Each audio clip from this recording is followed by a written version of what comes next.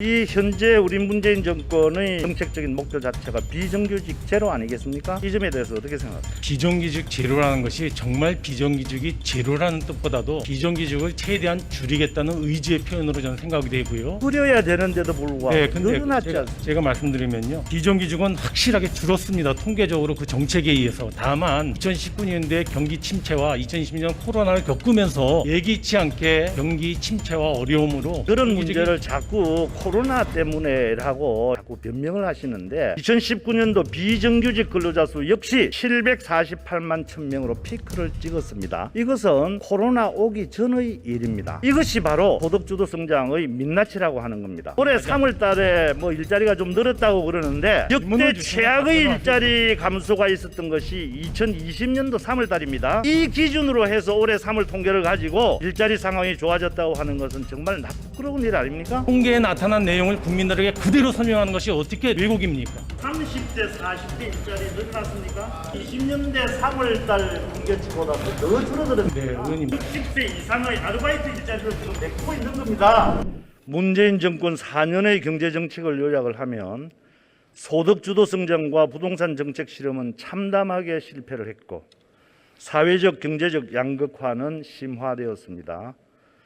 국민의 희생을 성과로 포장을 하고 국가 예산을 금권 선거로 쓸 수 있게 해주었던 K방역은 백신 확보 실패로 이제 그 무능이 폭로되고 있습니다. 문재인 정권 4년의 실패 이제라도 바로 잡아야 하지 않겠습니까? 경제부총리께서는 어떻게 생각하십니까? 예, 의원님 아마 초창기 정부 초기에 최저임금 관련해서 여러 가지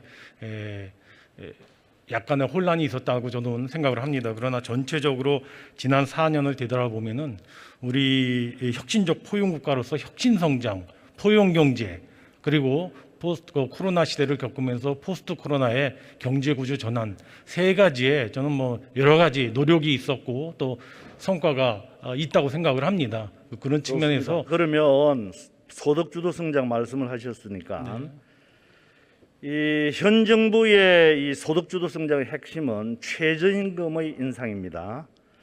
문재인 정권은 최저임금을 2018년도 역대 최고인 16.4%까지 올렸고 올해는 역대 최저 인상률 1.5%였습니다. 이게 과연 정상적입니까? 예, 의원님 아까 말씀드린 것처럼 평균 역대 정부가 대개 최저임금 한 7%에서 7.5% 정도로 올려왔고요. 저희도 결과적으로 17년부터 보면은 제가 평균을 내보니까 한 7.5%가 됩니다. 아니 간단하게 이게 정상적이냐 아니냐만 답변해 아니요, 첫 년도와 둘째 연도에 두 번째 연도에는 15%, 11%와 15% 정도의 좀 다소 높게 올라온 반면에 세 번째, 네 번째에는 1, 2% 정도로 나서 평균적으로는 갖춰갔는데요. 제가 아까 말씀드린 것처럼 초창기에 결과적으로 이제 7.5% 정도의 최저임금 상승 바로 그 점을 지적하려고 초창기에 아까 잠깐만요. 말씀드린 대로 경제 부담이 있었다는 오늘부터 이제 최저임금 협상 다시 시작이 되죠. 네, 그렇습니다. 정부는 올해 최저임금 인상률 몇 %가 적당하다고 보십니까? 예, 의원님 그거는 제가 말씀드린 순간 벌써 정부가 최저임금에 대한 가이드라인을 줬다고 인식할 수 있기 때문에 저희가 최저임금위원회에 그와 같은 의견은 보관은 가지고 계시다 이 말씀이시죠? 정부로서야 뭐 소망스러운 의견을 수준을 생각할 수 있지만은 외부적으로 표현한다든가 최저임금에 전달하는가 할 수는 있을 수가 없을 것 같습니다. 우리 부총리께서 말씀하셨던 대로 문재인 정부 지난 4년간 최저임금 인상률 평균이 7.7%입니다. 또 박근혜 정부 4년간의 최저임금 연평균 인상률은 7.4%입니다. 비슷하지 않습니까? 이것만 보더라도 소득주도 성장은 실패한 것이라고 평가하고 있습니다. 어떻게 생각하세요? 예, 의원님 저는 소득주도 성장에 대해서 의원님께서는 소득주도 성장 이꼬로 최저임금으로 판단을 하시는데요. 제가 소득주도 성장을 이해하기는 네 가지입니다. 대개 이제 좋습니다. 저도 그러면 소득 기반을 최저임금 말고 이제 비정규직 한번 보겠습니다. 아니요 설명을 조금만 제가 계속 질문을 할 테니까 거기에 대해서 답변을 해주시기 바랍니다. 문재인 정부의 비정규직의 정규직 전환 약속과는 달리 비정규직은 2017년 657만 8천 명에서 2020년 742만 6천 명으로 오히려 4만 8천 명이 늘었습니다. 이 현재 우리 문재인 정권의 이제 그 정책적인 목표 자체가 비정규직 제로 아니겠습니까? 이 점에 대해서 어떻게 생각하세요? 네, 의원님, 저는 뭐 비정규직 제로라는 것이 정말 비정규직이 제로라는 뜻보다도 비정규직을 최대한 줄이겠다는 의지의 표현으로 저는 생각이 되고요. 경제가 계속 줄여야 되는데도 불구하고 네, 근데 늘어났지 제가, 않습니까? 제가 말씀드리면요, 비정규직은 확실하게 줄었습니다. 통계적으로 그 정책에 의해서. 다만 경제가 성장하고 또 2019년도에 경기 침체와 2020년 코로나를 겪으면서 예기치 않게 그 어떤 경기 침체와 어려움으로 근데 그런 문제를 자꾸 코로나 때문에라고 이렇게 자꾸 변명을 하시는데, 앞으로 제가 이제 코로나도 물론 우리 경제에 심각한 타격을 주었지만 원래부터 현재 문재인 정권의 집권 초기의 경제 정책 실패가 우리 경제를 망가뜨렸다 하는 것을 말씀을 드려보겠습니다. 의원님, 제가 답변 제가 조금 더 말씀을 드릴게요. 아까 비정규직 숫자가 줄었다고 했지만 2019년도 최저임금 인상률은 16.4%로 피크를 찍었지만은 2019년도 비정규직 근로자 수 역시 748만 1000명으로 피크를 찍었습니다. 이것은 코로나 오기 전의 일입니다. 이것이 바로 소득주도 성장의 민낯이라고 하는 겁니다. 예, 집권 초에 소득주도 성장 정책을 무리하게 밀어붙인 결과 대한민국 경제의 중추가 끊어졌습니다. 2019년도의 경제 지표가 그 생생한 증거입니다. 2019년도 우리나라 설비 투자 2013년 이후 9년 만에 줄어들었고요. 2009년도 금융위기 이후 10년 만에 최악의 경제 성장률을 기록했고요.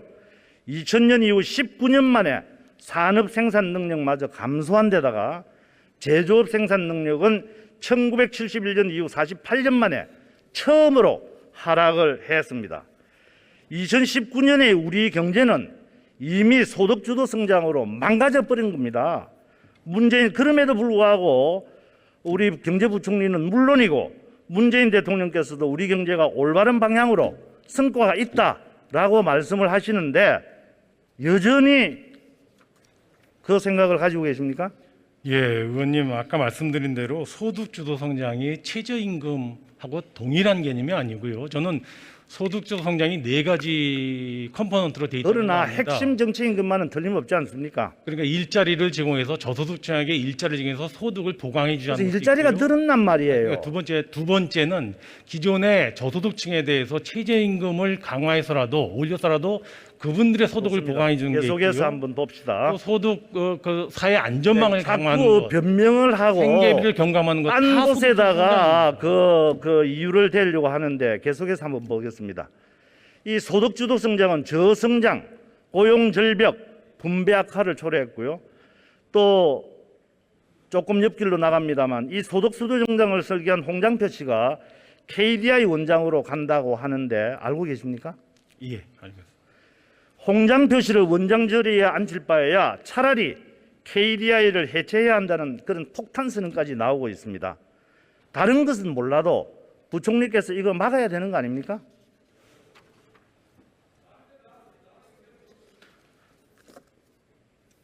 뭐 그거는 적절한 절차를 거쳐서 뭐 누가 임명하는 것도 아니고 관련 절차를 거쳐서 적격자를 갖다가 뽑는 거기 때문에 그 절차에 저는 맡겨진 내용이라고 생각이 듭니다. 우리 경제를 이렇게까지 망친 그런 정책을 설계한 사람인데 이런 사람을 KDI 원장 자리에 앉힌다는 것은 나는 도저히 상식적으로 예. 납득하기 어렵습니다. 그래서 제가 소득주 성장에서 한 번만 더 답변을 드리겠습니다. 지금 잠깐만 저 의원님께서 제가 쭉 한번 이야기를 해보겠습니다. 계속해서 지난 4월 14일 통계청이 3월 고용 동향을 발표를 했는데 여기 보면은 경제부총리 그 발표한 결과 내용을 알고 계시죠? 예. 평가를 하시면 어떻습니까? 네, 의원님, 뭐 코로나 위기를 겪으면서 고용의 가장 큰 충격이 왔다는 것은 뭐 저희가 부인하지 않고요.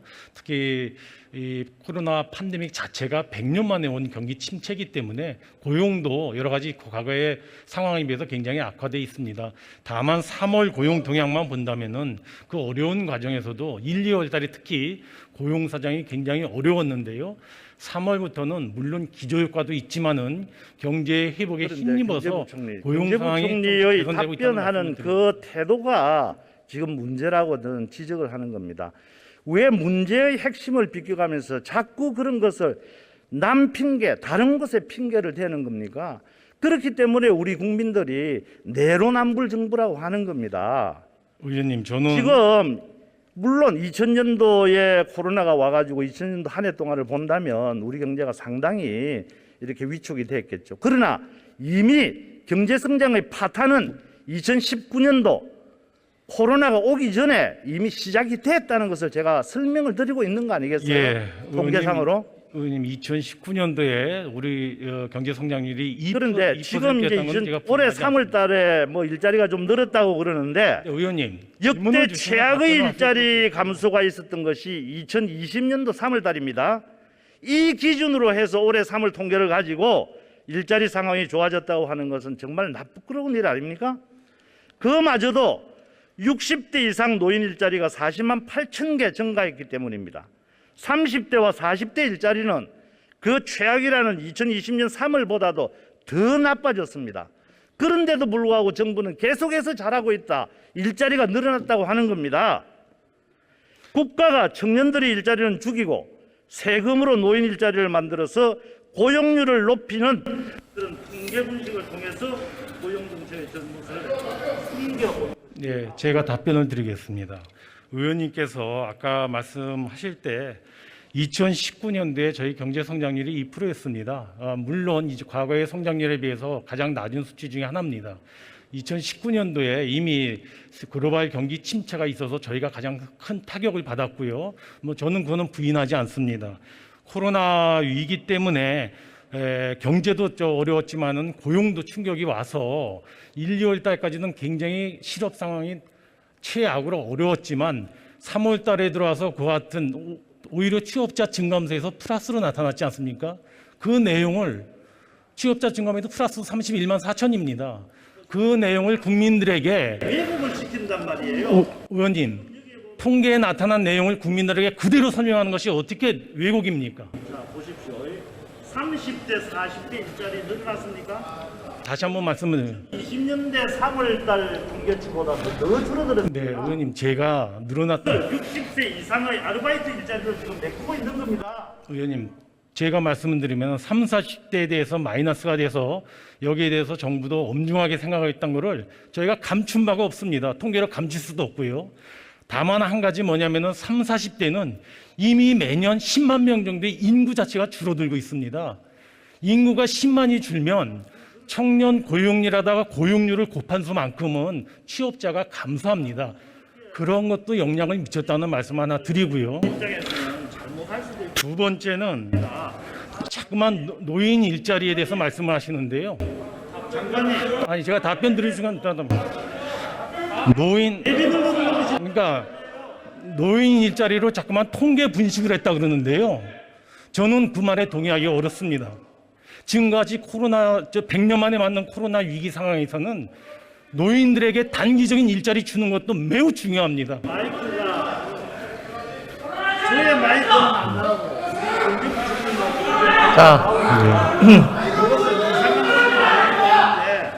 자, 서병수 의원님 마지막 정리해 주시고요. 예, 홍부총님 마지막 답변으로 마무리하도록 하겠습니다. 예.